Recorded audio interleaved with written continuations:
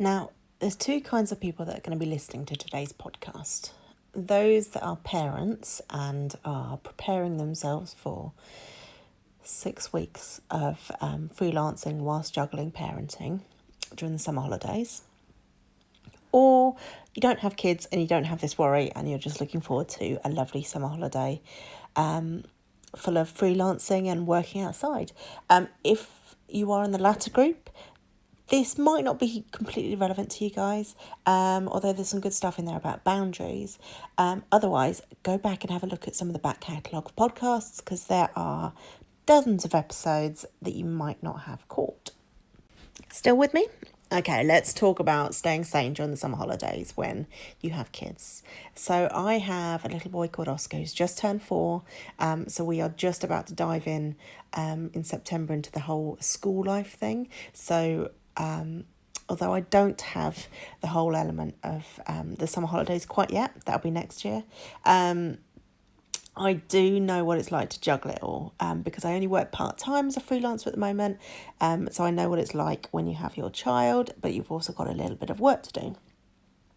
So the first thing I want you to do is boot up Instagram and follow 2 people.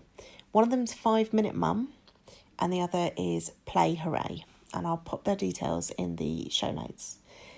Now, these are both brilliant accounts for having focused, brilliant play with your kids, but not for the entire day. So it still encourages solo play, which is really important. 5 Minute Mum has really good 5-minute activities that are great for learning, but also great for starting out, doing 5 minutes with them and then leaving them to play on their own while you go grab your laptop and do 5 minutes of work. And Play Hooray also has some fantastic things, and the thing I find really useful from Play Hooray is she does sets of cards with activities. So I've got a couple of sets now, and they're fantastic. They've got lots of different ideas for things that you can do, from painting the fence outside with water, which is a nice easy one to keep them occupied, to tough tray ideas where you can create scenes and things like that and lead them to it. Now, obviously, you're not going to go walk out the house or anything. You're still going to be monitoring them a little bit. But the idea is to spend some focus time with them and then still be able to get a little bit of work time without feeling mum or dad guilt. So number 2 is, I'm going to sound like I'm lecturing you. And I hate it when people say it to me, but having some phone free time each day, or tablet or laptop free time with your kids, is really, really important. I know I have a tendency, sometimes to retreat into my phone when there are elements of parenting that are a little bit boring, or frustrating, but it just makes me more irritable. So try and have some focused, no phone, no tablet time, even if you're going to say with your family, okay, from this time to this time today, we won't have any phones or anything like that. We'll play a board game, or we'll watch a movie together, or anything like that. Try and have some no phone, no iPad, no laptop time every day. Number 3 is be honest with your clients. I know it's tempting to feel like you want to hide the fact that you'll be on summer holidays and carry on as normal. But most clients are really, really understanding, and your clients might even be parents themselves. So make it clear what your new working hours are with them. And that makes it also easier to plan family time, because you can say to your kids, right, from this time, from 1 till 2, I'll have to be answering some emails. So we'll have a movie then, or I'll set up this activity for you, or anything like that. Worst comes to the worst, you allocate a time during the week that you're going to do it. You take the kids to soft play, sit somewhere where you can keep an eye on them, but take your laptop and you can do a little bit of work there. But it's really important that you set those boundaries with your clients. You don't want them calling you at all hours of their day, which just adds so much stress to your day.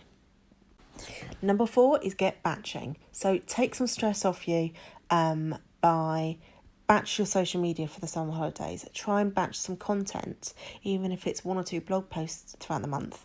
So this is on my mind because I'm currently doing Dara Paddy's batching challenge, but it's got me thinking that next year I will definitely have a period of time, May, June, where I'll be batching all my content for July and August, so I don't have to worry so much about that. That will all go out and be automated, so then it's just focusing on client work.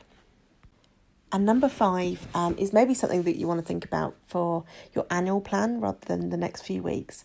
But think about how you're planning your income. Are you assuming that you'll earn the same income each month? Or do you think you could plan it out so that perhaps the first half of the year you earn more and then you take on less clients during the summer holidays, or you hire a virtual assistant to keep things going, or outsource it to somebody else? So maybe if there's someone that doesn't have to worry about kids during the summer holidays, maybe you outsource the work to them during that time, and they might outsource it back when they're on holidays. So partnerships like that can work really nicely. I think, especially when you're a parent, you kind of have to adapt to the idea that you have your monthly income that's the same or similar each month. And that's definitely something I'll be looking at in terms of having some savings put aside for the summer holidays and the spring holidays and Easter holidays or whatever they're calling it now, so that I don't have to work as much during that time. So those are some of my top tips. I'm sure they will change when it's me doing the summer holidays next year.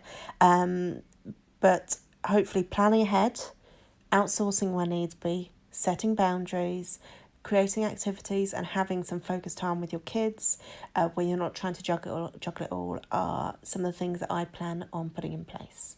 I would love to know your tips though. So if you have any fantastic tips for surviving those summer holidays as a freelancer, do let me know. Come join us in the Facebook group, the Freelance Lifestylers, and we can talk about it there. And you can also find me on Instagram, Emma Cossey, or come have a chat on the freelancelifestyle.co.uk website, where you'll find a blog post for this podcast where you can chat about it further in the comments. Have a wonderful summer holidays, whatever you're doing, whether you're a parent or you're going to enjoy your freedom. Have a wonderful summer holiday.